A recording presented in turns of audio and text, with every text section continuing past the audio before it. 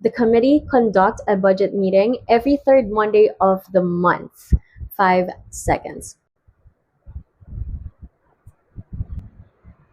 Ang mali dito ay letter A.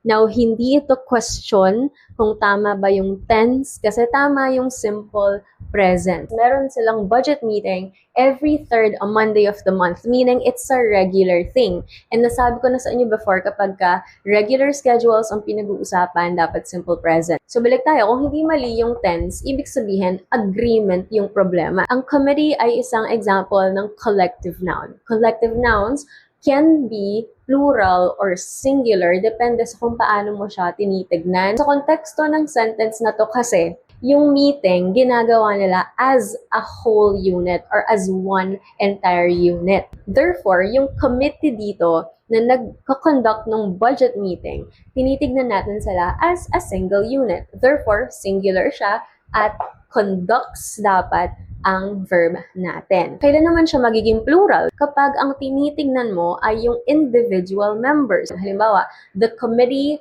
argue about the budget. Kapag nag-argue na, may different opinions na, different arguments, different perspectives na, okay, hindi mo na sila tinitignan as one unit. Tinitignan mo na sila as the members having different opinions.